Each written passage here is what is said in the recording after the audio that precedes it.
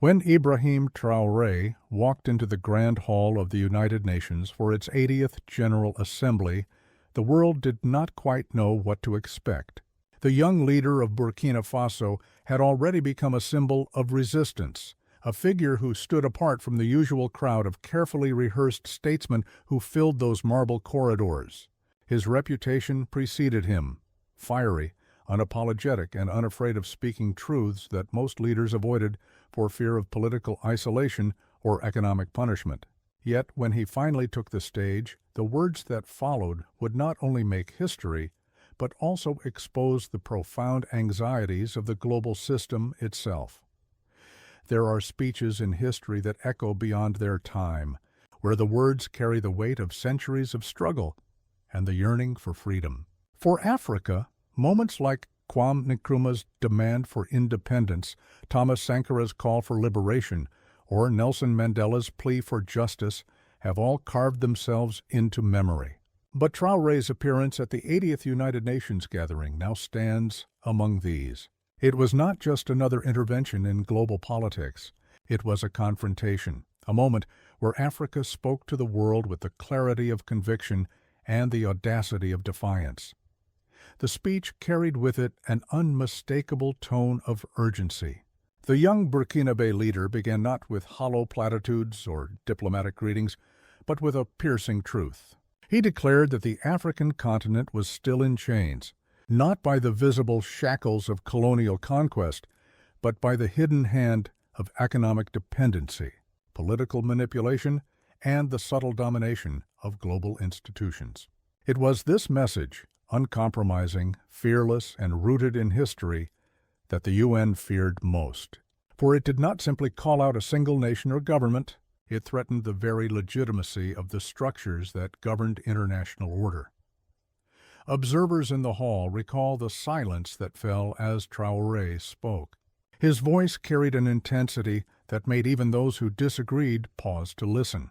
He reminded the assembly that Africa was not poor, but made poor, not weak, but weakened deliberately by centuries of exploitation.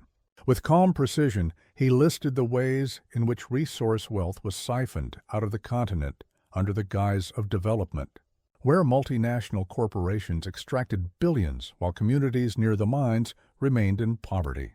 He spoke of the CFA franc, a colonial currency still binding West African nations to France's treasury, a system so archaic yet so powerful that it quietly ensured the economic obedience of entire nations. And then came the part that sent visible discomfort across certain delegations.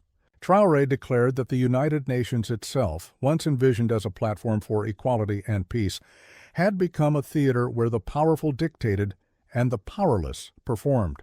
He asked how it was possible that Africa, a continent of over 1 billion people, had no permanent seat on the Security Council, while former colonial powers continued to exercise veto power.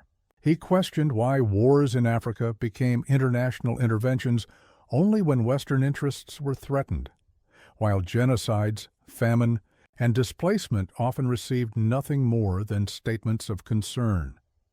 The reaction in the chamber was a study in contrasts. Delegates from African nations sat taller, many nodding subtly, as though someone had finally articulated what they whispered in private. From certain Western delegations, however, there were shifting glances, discomforted frowns, and the tapping of pens against notepads. The message was sharp, the order was not neutral, and Africa's silence had lasted too long. What gave Traoré's speech its unique power was not just its content, but its delivery. He did not speak as a politician pleading for assistance, nor as a leader begging for recognition. He spoke as if Africa needed no validation, as if the legitimacy of his words came from the soil of his homeland, from the history of resistance itself. He reminded the assembly that Burkina Faso, a small landlocked country often overlooked in the grand calculus of global affairs, had nonetheless chosen dignity over dependency, courage over compliance. In one particularly striking passage, he invoked the legacy of Thomas Sankara, the revolutionary leader who had once stood in the very same hall decades earlier. Sankara had dared to reject the mechanisms of debt, calling them tools of enslavement, and his defiance had cost him his life. Traoré, in invoking him, was not merely paying homage, but signaling continuity. The message was clear: the torch of resistance had not been extinguished. Burkina Faso, once again, was daring to confront the world with inconvenient truths. The aftermath of his words rippled far beyond the chamber. International media outlets rushed to cover the moment, though often with caution, framing him either as a young idealist or as a reckless disruptor. Yet in Africa, the reaction was overwhelmingly different. Across the Sahel, in markets, universities, and villages, people replayed his words on phones and radios. For many, it was as though Africa's dignity had been restored in front of the world. His rejection of neocolonialism was not just political. It was deeply emotional, resonating with generations who had long felt unheard. But why did the UN fear this message so deeply? The fear was not about Traoré himself. It was about the possibility that his words might awaken a wider defiance. For if African nations collectively began to reject the frameworks that had bound them, financial systems, political dependencies, security arrangements, the global balance of power would shift dramatically. The resources Africa provides, from gold and uranium to cobalt and rare earths, are essential to the global economy. If managed independently and fairly, they could elevate Africa into a position of strength rather than subordination. This was the real danger, that the continent might realize its leverage. In his closing moments, Traoré made an appeal not to the United Nations, but to Africans themselves. He reminded them that freedom was never granted. It was seized. That unity, long spoken of but rarely practiced, was the only path forward, and that no nation, however small, was powerless if its people were determined. It was this appeal, bypassing the grand stage to speak directly to his people and his continent, that transformed his speech from rhetoric into history. The echoes of that address have not faded. In the weeks that followed, analysts debated whether his words would translate into action or remain symbolic. Yet in Burkina Faso, and increasingly across the Sahel, action was already unfolding.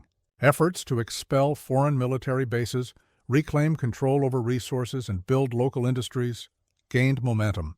Traoré's government, facing immense pressure and even threats, pushed forward with policies that prioritized sovereignty over aid dependency. And yet, the risks remain profound. Speaking truth to power on such a global stage invites retaliation. The economic levers of sanctions, the diplomatic isolation, even covert destabilization. These are familiar tools used against leaders who step too far outside the acceptable boundaries of global order. The assassination of Sankara still looms as a reminder of the cost of defiance. Whether Traoré will withstand such forces remains uncertain. But what cannot be erased is the moment itself. When a young African leader told the world a truth it did not want to hear. History will record Traoré's speech at the 80th UN General Assembly not simply as a political intervention, but as a moral confrontation. It challenged the legitimacy of an international order that speaks of equality while practicing hierarchy, that proclaims peace while perpetuating war, that promises development while enabling exploitation. It reminded the world that the voice of Africa cannot be silenced indefinitely. For the people of Africa, it was a moment of vindication. For the United Nations, it was a moment of reckoning. And for the world at large, it was a message that the age of silent compliance may be nearing its end. Ibrahim Traoré's words were not only historic but prophetic, for they foreshadow a future where Africa may finally demand its rightful place, not as a subordinate, but as a sovereign force shaping the destiny of the world. The truth once spoken cannot be unheard. And at UN 80, that truth came from Burkina Faso.